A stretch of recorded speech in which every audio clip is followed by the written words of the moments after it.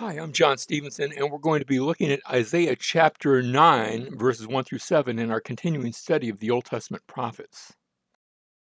We come to this section, and we should point out that we're ending up a child motif that began back in Isaiah chapter 7. You had the reference to Shear Yashub, which was one of Isaiah's sons. Then you have, of course, Emmanuel. And notice it's actually sort of two separate words sort of stuck together. And that name is not only given in Isaiah 7:14 about the birth of the child there, but again in chapter 8, verse 8. And actually, his name becomes sort of the pivotal point when you get to chapter 8, verse 10. It's not translated that way. It instead says God is with us in your translation, but it's the same name, sort of a play on the name. Next, you have in chapter 8, verse 3, Maher Shalal Hashbaz, that name of one of Isaiah's children who is going to come, and his name points to the fact that judgment is coming. And now we come, well, actually, chapter 8, verse 18, we have Isaiah's children mentioned. And then finally, now we come to chapter 9 and verse 6 with the coming of the royal child, the prophecy about his birth. So our chapter begins, chapter 9, verse 1, but there will be no more gloom for her who was in anguish. In earlier times, he treated the land of Zebulun and the land of Naphtali with contempt. And we have to pause and talk about what's going on there. Zebulun and Naphtali were two of the tribes of Israel, and their inheritance was in the northern section of Israel. Naphtali, notice on the map, that section which we call Upper Galilee. It's upper because it's actually higher, not just because it's north. And Zebulun, which comprised a good chunk of what we call the Valley of Jezreel. And you say, well, how were they treated with contempt? That is that the Assyrians, when they came down before the fall of Samaria in 721 BC, a good generation earlier, they had come down and taken these two tribes into captivity. The cities of these two tribes were carried away by the Assyrians. Notice he treated the land of Zebulun and the land of Naphtali with contempt, but later on, he shall make it glorious by way of the sea on the other side of the Jordan, Galilee. And notice Galilee is called Galilee of the Gentiles. It's called Galilee of the Gentiles because the Jewish people had moved out, had been moved out forcibly. They had been evicted from their homes, sent into captivity, and in their place, so many Gentiles had settled. Well, this is the question: when shall he make that glorious? And the answer is that when we come to the New Testament, the ministry of Jesus is going to be largely confined to this area around Galilee. Yes, we will see him, especially in the Gospel of John, going occasionally down to Judea, to other places, but even there, most of his ministry is going to take place in the area of Galilee. And so to them, they receive this message, verse 2, the people who walk in darkness will see a great light. Those who live in a dark land, notice the Hebrew parallelism, those who live in a dark land, the light will shine on them. And the time that it shone on them was when Jesus came, and he brought light to what had formerly been in the past history of Israel, had been a very dark place.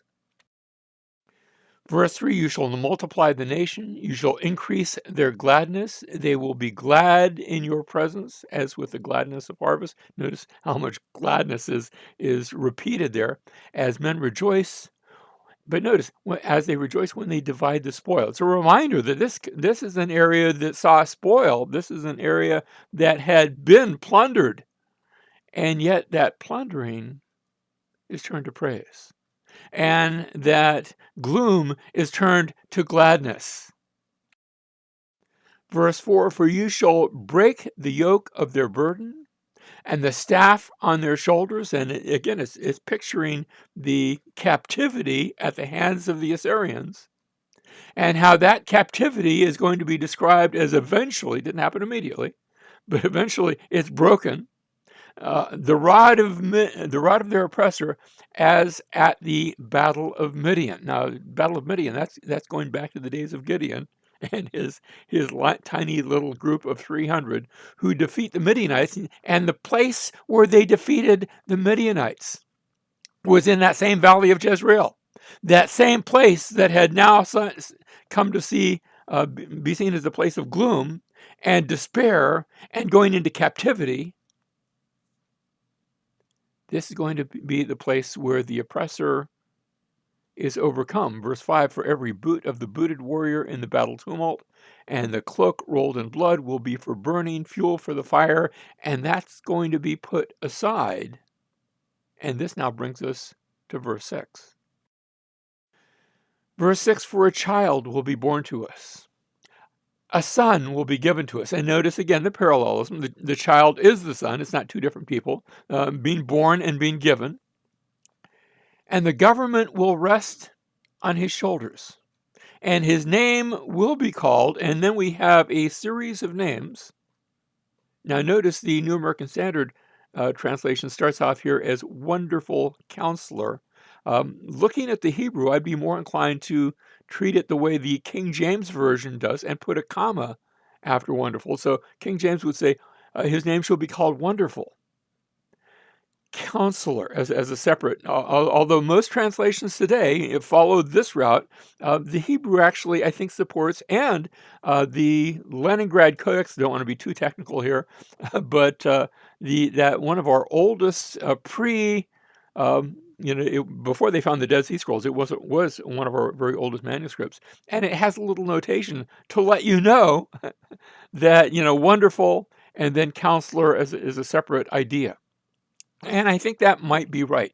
His name will be called Wonderful Counselor. And those same two, those same two phrases are going to be seen later on in Isaiah. But then we have him described, notice, as mighty God. And the phrasing here, Al-Gibor, El is the Hebrew word for God. Now, it's not the normal Elohim. This is the shortened form, but used a lot in the Old Testament. Elohim is used far more times. So in English, you might want to say God of mightiness, but this is actually how you say mighty God in Hebrew. So the translation is correct. He is the mighty God. And notice that it's not just Elohim, it's El, because Elohim on a few occasions can refer to just as a man.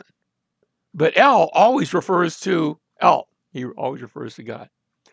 And notice his name will be called Wonderful Counselor, Mighty God. And then we come to the next phrasing, Eternal Father. And that can be a little puzzling because you would say, wait a minute. I can see where Jesus was wonderful. I can see where he was a counselor. I can even see, if you're Trinitarian like I am, that he was the mighty God. But Eternal Father sounds a bit like, wait a minute, is he the Father or the Son? And the phrasing here, notice it's all one word, viad. I think I would probably translate this as perpetual Father, because it's not the word eternal here. It's the word of non-ending. And you say, well, isn't that eternal? I suppose so, and which is why the translators probably went with that. Or Father of eternity. And again, that idea of it just continues. In other words, he is the one who brought all eternity into being. He is the one who brought all things into being. I think it's looking at him as the creator. And then finally, we have him, notice, Prince of Peace. And that carries over into the next verse. And so in verse 7, there will be no end to the increase of his government or of peace. Now, when you talk about government, I think some translations have rendered that instead dominion, and I think that might be better because, at least for us, because our word government, we think of voting and elections and things like that, and that idea isn't there at all. But there will be no end to the increase of his, and if I might be so bold to suggest his dominion, which is government, or of peace, on the throne of David and over his kingdom. So notice this is connected to the throne of David, to establish it and to uphold it with justice and righteousness, and those two ideas have already been presented early in the chapters of Isaiah. That there was a problem because the people were not exhibiting and the leaders were not exhibiting justice and righteousness. But here is going to come one who will be on the throne of David, a child that will be born, a son that will be given, and he will establish justice and righteousness from then on and forevermore. Again, the perpetuity there that takes place. And then we have this last phrase, the zeal of the Lord of hosts will accomplish this. Now that phrasing about not just the zeal, but the zeal of the Lord, not just the zeal of the Lord, the zeal of the Lord of hosts, that's actually going to be repeated. We're going to see it again in Isaiah chapter 37. In that passage when God gives a promise, I'm going to protect Jerusalem, and just a couple of verses later, he comes and wipes out 185,000 of the Assyrians who have been attacking Jerusalem. That's the zeal of the Lord of hosts. But here we see the zeal of the Lord of hosts is going to accomplish this, and we're reminded that that same zeal that put to death an invading Assyrian army is also the same zeal that took Jesus to the cross, where he died on our behalf, where he died on our behalf. That is a measure of the zeal of the Lord of hosts, the Lord of armies. And Jesus accomplished what all the armies of heaven and earth could not accomplish. He accomplished our salvation. He accomplished this for us.